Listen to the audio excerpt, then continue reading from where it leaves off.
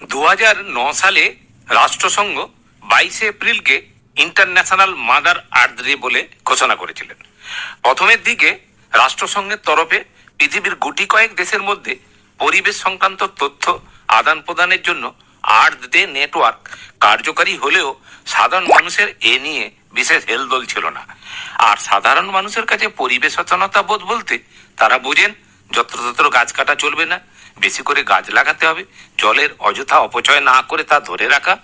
আর এখন তাদের মাথায় চিন্তা ভাবনা ঢোকানো হয়েছে বৃষ্টির জল ধরে রাখার উপযুক্ত পরিবেশ তৈরি করা। এই চিন্তা ভাবনাটা মাথায় এসেছে কিছু মানুষের অপকাণ্ডের ফলে। শক্তিশালী পাম্প লাগিয়ে ভূগর্ভস্থ জল অহরহ তুলে নেয়ার ফলে সঞ্চিত জলভাণ্ডারের মাত্রা ক্রমশ নিম্নমুখী। ভূবিজ্ঞানীদের সতর্কবাণী, জল সম্পর্কে সতর্ক না হলে বিশ্বের এক বিপুল অংশ জল সংকটের সম্মুখীন হবে। তাই মানুষ ঠেকে শিখেছে। এরপরে রয়েছে বিপুল খরচের ভার। প্রতিটি দেশের জাতীয় আয়ের একটা অংশ খরচ করাটা এই মুহূর্তে জরুরি। সংশয়টা এখানে অনেক রাষ্ট্রই এ ব্যাপারে অনুৎসাহী। তার প্রতিফলন আমরা দেখেছি 1972-এ সুইডেনের রাজধানী স্টকহোমের এক বিশেষ অধিবেশনে।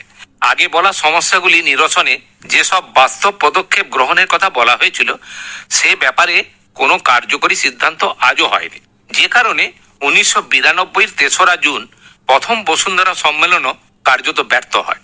সবচেয়ে বেশি গোল বাঁধল জৈব বৈচিত্র্য চুক্তি নিয়ে। কোনো শক্তিশালী দেশ ক্রমাগত এই চুক্তি অগ্রাহ্য করতে চাইছে। তাই বলাই বাহুল্য, এই বসুন্ধরা সম্মেলন বিশ্বকে আলোর চেয়ে ছায়াকেই বেশি দেখিয়েছে, ব্যর্থ হয়েছে। 22 এপ্রিল বসুন্ধরা দিবসটি পালনের উদ্দেশ্যই হলো পরিবেশ বিষয়ক সমস্ত তথ্য নিখুঁতভাবে সব মানুষের কাছে পৌঁছে দেওয়া। তাই রাষ্ট্রসংঘের ডাক মেনে সারা বিশ্বের 175টি দেশ, যার মধ্যে ভারতবর্ষ এই তালিকায় অন্তর্ভুক্ত, ওই দিনটিকে যথাযথ মর্যাদার পালন করে থাকে বিশ্ব বসুন্ধরা দিবস হিসেবে। তাই আজ আর এই প্রাণধাত্রী বসুন্ধরাকে কোনো মতেই উপেক্ষা করা চলবে না। কেননা পৃথিবীর তাপমাত্রা বাড়ছে, এর ফলে মেরু অঞ্চলে বরফ গলছে, সমুদ্রের জলস্তর বেড়ে চলেছে।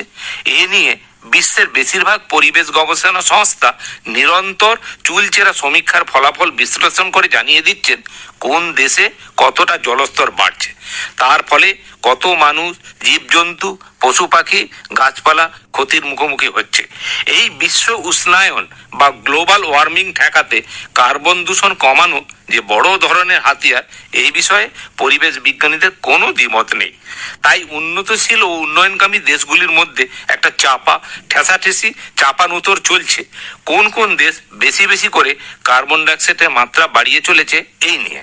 এদিক থেকে চিন্তা ভাবনা করলে দেখা যাবে পৃথিবীর তৃতীয় বিশ্বের দেশগুলি আজ বেশ কোণঠাসা আগ্রাসী পশ্চিম দুনিয়ার চাপে। ওয়ার্ল্ড ওয়াইড ফান্ডের এবছরের বার্ষিক রিপোর্টে জানানো হয়েছে বিশ্ব উষ্ণায়নের ফলে সুন্দরবনের 102টি দ্বীপের মধ্যে 2টি পুরোপুরি জলের তলায় চলে গেছে। আরও 4টি অদূর ভবিষ্যতে পৃথিবীর মানচিত্র থেকে মুছে যাবে। শুধু তাই নয়, এশিয়ার একটি ছোট্ট রাষ্ট্র মালদ্বীপ ইতিমধ্যেই ভারতের কাছে আশ্রয় প্রার্থী হওয়ার আবেদন রাখতে চলেছে। বিজ্ঞানীদের আশঙ্কা আগামী 2050 সালের পর মালদ্বীপ সহ বিশ্বের এইরকম অনেক দ্বীপের অস্তিত্ব রাষ্ট্রের মানচিত্র থেকে মুছে যাবে। এর ফলে বহু মানুষ পরিবেশজনিত উদ্বাস্তু হতে চলেছে। ঠিক একইভাবে সমীক্ষায় প্রকাশ আমেরিকার আমাজন জঙ্গলের জন্য একই ভাগ্য লিপিবদ্ধ হয়েছে। এই কথাটা ঠিক। স্বাধীনতার পরবর্তীকালে সঠিক চিন্তা ভাবনার অস্বচ্ছতার ফলে নদীমাতৃক দেশ ভারতবর্ষে নদীর গতিবিধি না বুঝে, ভূপ্রকৃতিকে না জেনে শুনে নদীর বুকে যত্রতত্র বাঁধ দিয়ে ও জলাধার বানিয়ে নির্বিশেষে জঙ্গল সাফ করার কুফল এখন আমরা ভোগ করছি। এছাড়া দেশের সব নদীকে জুড়ে দেওয়ার পরিকল্পনাও দারুণভাবে মার খেয়েছে। কেননা একটা সময়ের মধ্যে পৃথিবীর বুক থেকে কমপক্ষে 10টি নদী একেবারে চিরতরে হারিয়ে যাবে। আর এর প্রভাব দেশের নদী প্রকল্পের উপর পড়তে বাধ্য।